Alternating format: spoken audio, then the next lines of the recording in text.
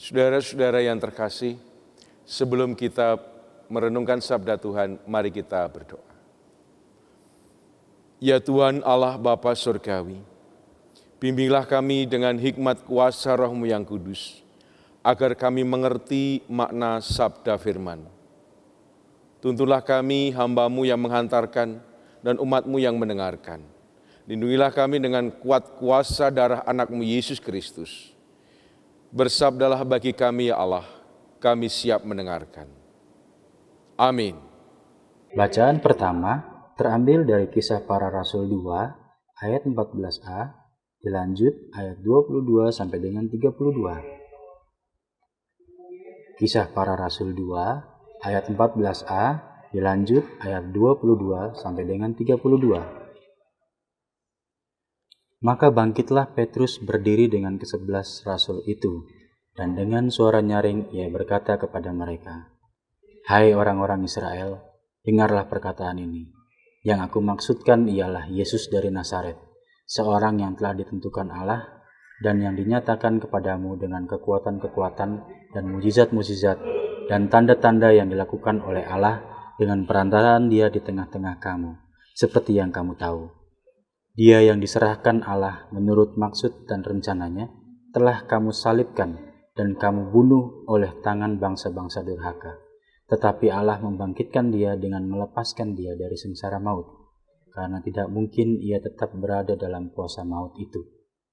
Sebab Daud berkata tentang dia, "Aku senantiasa memandang kepada Tuhan, karena ia berdiri di sebelah kananku, aku tidak goyah. Sebab itu hatiku bersuka cita dan jiwaku bersorak-sorak. Bahkan tubuhku akan diam dengan tenteram, sebab Engkau tidak menyerahkan aku kepada dunia orang mati, dan tidak membiarkan orang kudus-Mu melihat kebinasaan. Engkau memberitahukan kepadaku jalan kehidupan. Engkau akan melimpahi aku dengan sukacita di hadapan-Mu. Saudara-saudara, aku boleh berkata-kata dengan terus terang kepadamu tentang Daud, bapa bangsa kita. Ia telah mati dan dikubur, dan kuburannya masih ada pada kita sampai hari ini. Tetapi ia adalah seorang nabi dan ia tahu bahwa Allah telah berjanji kepadanya dengan mengangkat sumpah bahwa ia akan mendudukkan seorang dari keturunan Daud sendiri di atas tahtanya. Karena itu ia telah melihat ke depan dan telah berbicara tentang kebangkitan Mesias, ketika ia mengatakan bahwa dia tidak ditinggalkan di dalam dunia orang mati dan bahwa dagingnya tidak mengalami kebinasaan. Yesus inilah yang dibangkitkan Allah, dan tentang hal itu kami semua adalah saksi." Bacaan kedua terambil dari Yohanes 20 ayat 24 sampai dengan 31. Yohanes 20 ayat 24 sampai dengan 31. Tetapi Thomas, seorang dari ke-12 murid itu, yang disebut Didimus, tidak ada bersama-sama mereka. Ketika Yesus datang ke situ, maka kata murid-murid yang lain itu kepadanya, "Kami telah melihat Tuhan." Tetapi Thomas berkata kepada mereka, "Sebelum aku melihat bekas paku pada tangannya, dan sebelum aku mencucukkan jariku ke dalam bekas paku itu, dan mencucukkan tanganku ke dalam lambungnya, sekali-kali aku tidak akan percaya."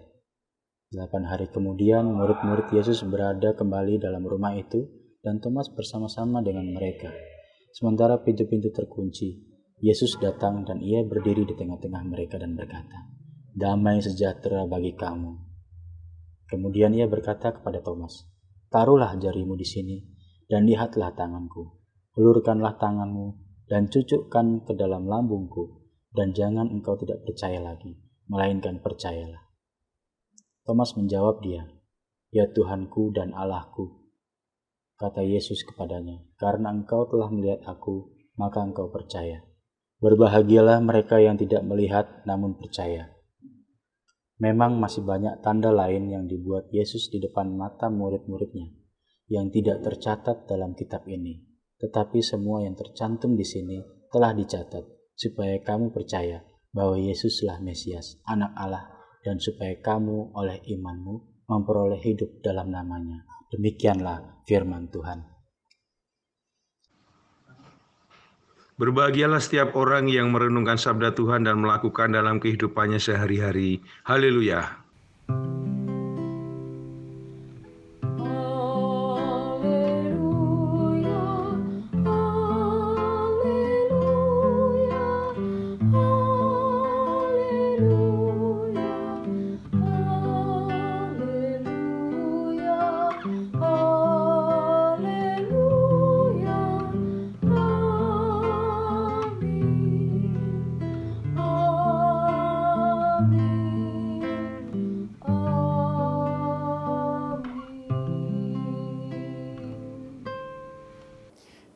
Ibu bapak dan saudara-saudara yang terkasih dalam Tuhan Yesus Kristus, anak-anakku yang berbahagia, saat ini kita masih dalam suasana Paskah.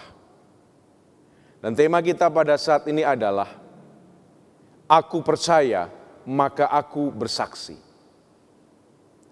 Saudara-saudara, ketika Maria Magdalena berjumpa dengan Yesus yang bangkit, Maria Magdalena menjadi percaya dan dia bersaksi tentang Yesus yang bangkit. Kleopas dan temannya dalam perjalanan menuju Emmaus, dan ketika kemudian berjumpa dengan Yesus yang bangkit, mereka bersaksi tentang Yesus yang bangkit. Dan dalam bacaan kita pada saat ini, ibu bapak dan saudara, kita bersama-sama melihat bagaimana Petrus bersaksi dengan luar biasa di hadapan banyak orang, dengan suara yang lantang, dengan keberanian tanpa mengenal rasa takut. Petrus bersaksi tentang Yesus yang bangkit. Di hadapan banyak orang, Petrus meyakinkan bahwa Yesus yang telah dibunuh dan disalib, kini sungguh-sungguh bangkit dari kematian. Dan saudara-saudara, kita mengerti apa yang kemudian terjadi dalam Kisah Para Rasul. Sekitar 3.000 orang menjadi percaya dan kemudian minta dibaptis. Sungguh kesaksian yang luar biasa. Lalu bagaimana dengan Thomas, tokoh kita yang lain? Memang Thomas sempat merasa ragu. Tetapi sampai kemudian Thomas bertemu dengan Yesus, ketika Yesus hadir dan memberikan petunjuk, menunjukkan bekas luka di tangannya, Thomas kemudian percaya. Dan konon menurut tradisi Thomas bersaksi memberitakan Yesus yang bangkit sampai ke negeri India. Kisah yang luar biasa heroik dari dua rasul, yaitu Rasul Petrus dan Rasul Thomas. Mereka percaya, maka mereka bersaksi. Saudara-saudara yang terkasih dalam Kristus, apa yang bisa kita petik dari kisah heroik Rasul Petrus dan juga Rasul Thomas, khususnya Rasul Petrus? Ya, kita semua memetik pelajaran bahwa kita yang sudah percaya kepada Tuhan Yesus Kristus, yang sudah baptis atau sidi, kita juga diminta untuk bersaksi tentang Yesus yang bangkit. Aku percaya, maka aku bersaksi. Kita bisa saja berkata-kata dengan suara lantang tentang Yesus yang bangkit di mana saja, kapan saja. It's okay. Tapi ada satu hal yang lebih mendasar terkait dengan kesaksian Rasul Petrus yang perlu kita bersama-sama renungkan. Apakah itu? Sebelum Petrus berkata-kata dengan suara lantang, sebelum Petrus bersaksi dengan keberanian yang luar biasa, sebelum Petrus berkata-kata dengan luar biasa, Petrus terlebih dahulu mengalami perubahan dalam kehidupannya, mengalami kebangkitan hidup oleh karena Yesus yang bangkit. Dulu Petrus itu pernah menyangkal Yesus, lalu hidupnya ngelokro, putus asa dan tanpa harapan. Tetapi ketika berjumpa dengan Yesus yang bangkit, maka yang pertama-tama terjadi adalah perubahan dalam diri Petrus. Petrus menjadi bersemangat dan bergairah.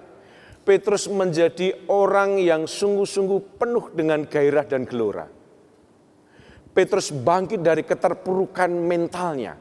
Dan dia mengalami perubahan yang luar biasa, transformasi yang luar biasa. Dunia yang dahulu suram, kini menjadi penuh warna. Hidup yang sebelumnya kelam, kini menjadi penuh dengan gairah. Itulah the basic testimony, kesaksian yang mendasar, yaitu perubahan hati, mental, sikap hidup, sikap memandang masalah dari Petrus, dari yang sebelumnya ngelokro dan putus asa, menjadi berani, menjadi penuh gairah, luar biasa. Jadi sebelum berkata-kata tentang Yesus, maka yang pertama-tama terlebih dahulu adalah dirinya mengalami perubahan. The basic testimony, kesaksian pertama-tama yang paling mendasar.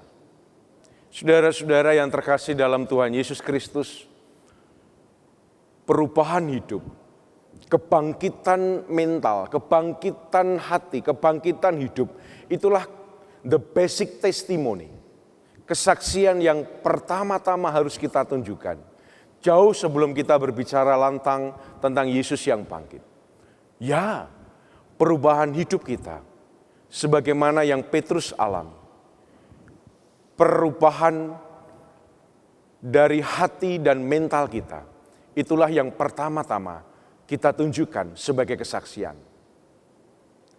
Saudara-saudara yang terkasih, ketika kita merasakan keterpurukan di masa yang sebelumnya, tetapi kemudian kita bangkit dan kita melihat dunia menjadi lebih indah dan hidup menjadi lebih berwarna dari sebelumnya, disitulah kesaksian kita. Orang akan melihat bagaimana kebangkitan kita, dan itu adalah kesaksian yang otentik, the basic testimony. Ketika kita bangkit dari keterpurukan di masa yang lalu, dan meskipun masalah kita belum selesai, tetapi kita percaya dan punya pengharapan yang sungguh-sungguh kepada Tuhan, bahwa Tuhan akan menolong kita dan menyelesaikannya bagi kita. Maka kebangkitan mental kita, daya kekuatan yang kita rasakan, itu adalah the basic testimony. Itu adalah kesaksian yang mendasar, yang bisa kita tunjukkan di hadapan banyak orang. Saudara-saudara, ketika kita merasakan keterpurukan ekonomi, lesu dan putus asa, tapi ketika kita sekarang mengalami Yesus yang bangkit, dan kita menjadi mau berjuang, memperbaiki kesejahteraan ekonomi keluarga, kita memiliki ketekunan dan kegigihan, maka disitulah kesaksian kita. Dan ketika kita bangkit dari keterpurukan kehidupan perkawinan dan keluarga, kita mau berjuang untuk memperbaiki perkawinan, kita mau memperjuangkan relasi yang lebih baik dengan pasangan, dengan anak-anak, dengan orang tua, dengan keluarga besar. Disitulah kesaksian yang mendasar dari kita. Ketika kita merasakan sakit, dan ketika kita tetap berjuang melawan sakit, tidak ngelokoro dan putus asa menghadapinya, dan kita tetap setia kepada Tuhan Yesus, memeluk salib Yesus, that is the real testimony. Itu adalah kesaksian yang mendasar. Kesaksian yang sungguh-sungguh nyata. Ketika kita berani melawan ketakutan akibat perjuangan melawan virus corona, COVID-19. Disitulah kesaksian kita. Ketika kita bangkit mengatasi kebosanan di dalam rumah selama ini, dan kita bisa menunjukkan semangat tetap belajar di rumah, kuliah di rumah, bekerja di rumah, beribadah di rumah dengan rasa syukur dalam keterbatasan kita, itulah kesaksian kita.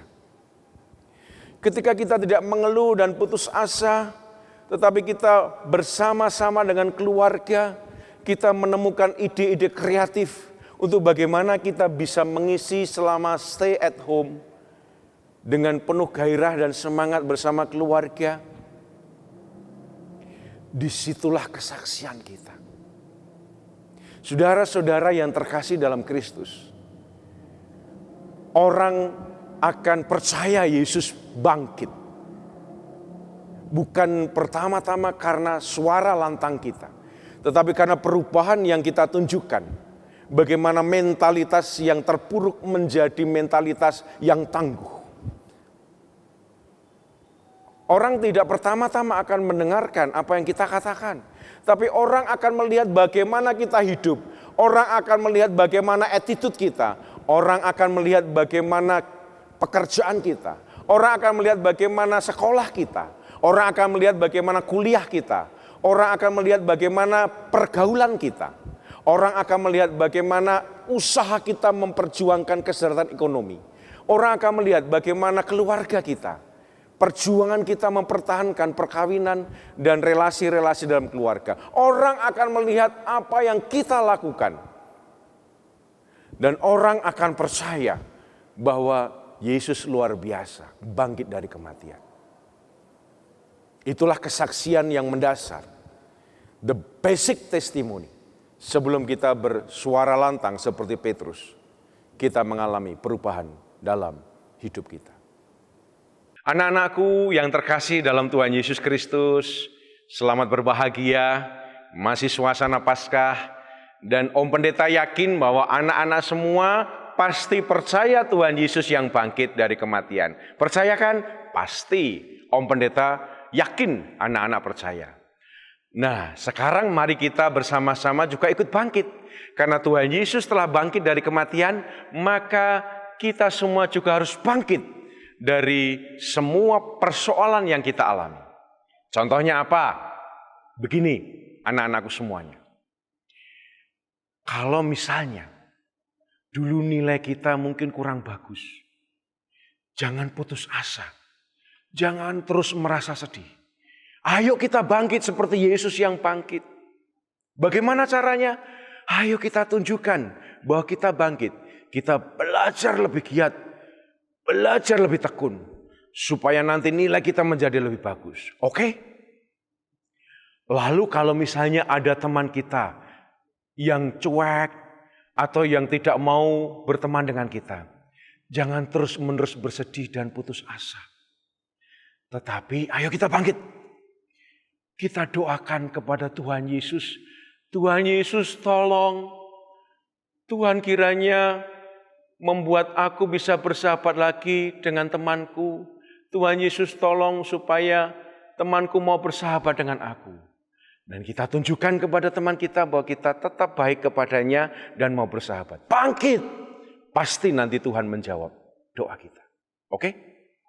Nah, satu lagi. Kalau misalnya anak-anakku melihat papa dan mama lagi sedih. Mungkin banyak persoalan.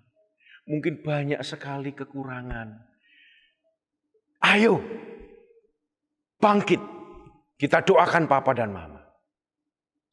Kita minta tolong kepada Tuhan agar papa dan mama bisa bangkit dari segala kesedihannya.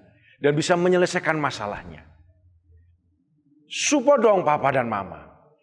Bilang kepada papa dan mama, papa, mama, jangan sedih terus ya. Ayo bangkit, bangkit. Tuhan Yesus kan sudah bangkit. Ayo dong bangkit. Kita tunjukkan bahwa papa, mama, dan kakak, adik, dan saya semuanya sudah berubah menjadi lebih baik. Bangkit ya, oke? Tetap semangat. Ibu, bapak, dan saudara yang terkasih dalam Tuhan Yesus Kristus, kita sampai pada penghujung khotbah pada saat ini. Kesaksian yang mendasar the basic testimony adalah bagaimana perubahan sikap hidup, mental, dan juga cara pandang kita. Dan orang akan percaya melihat apa yang kita alami dan kita lakukan. Sebelum kita berkata-kata tentang Yesus yang bangkit. Seorang filsuf yang bernama Descartes ya. Dia pernah memiliki ungkapan yang menarik, yang sangat mendalam, yaitu cogito ergo sum. Cogito ergo sum. Artinya adalah Aku berpikir, maka aku ada. Aku berpikir, maka aku ada. I think, then I exist. I think, then I exist. Terinspirasi dari ungkapan dari Descartes ini. Kita juga punya ungkapan yang menarik saat ini, minggu ini. Kita punya ungkapan yang tidak kalah mendalam, bahkan lebih mendalam. Yaitu, I believe, then I testify. I believe, then I testify. Aku percaya, maka aku bersaksi. Aku percaya, maka aku bersaksi. Selamat bersaksi, selamat mengalami perubahan, selamat bersaksi tentang Yesus Kristus melalui the basic testimony, perubahan hidup kita. Tuhan memampukan, Tuhan memberkati. Amin. Saat teduh bagi kita.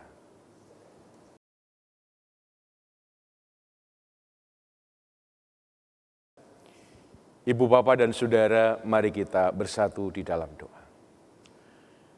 Kami bersyukur Bapa, boleh mendalami makna kesaksian yang sesungguhnya, yang pertama-tama.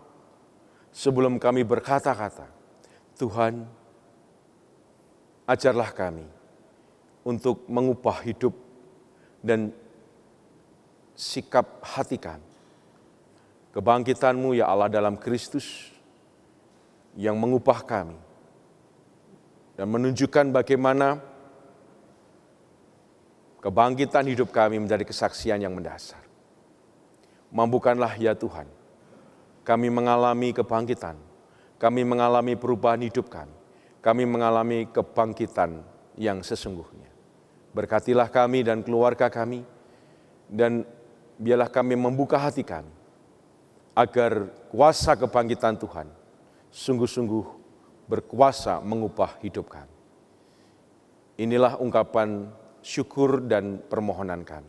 Di dalam nama Yesus Tuhan Juru Selamat, kami berdoa. Amin. Ibu, Bapak, dan Saudara yang terkasih, dipersilahkan untuk bersama keluarga berdoa syafaat dengan pokok-pokok doa yang telah dipersiapkan. Selamat Paskah. Tuhan memberkati. Amin.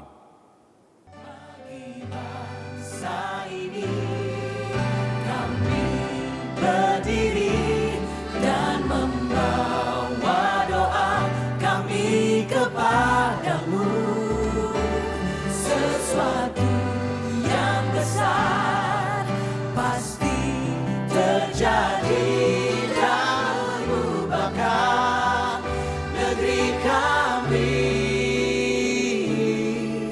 Hanya namamu Tuhan ditinggikan atas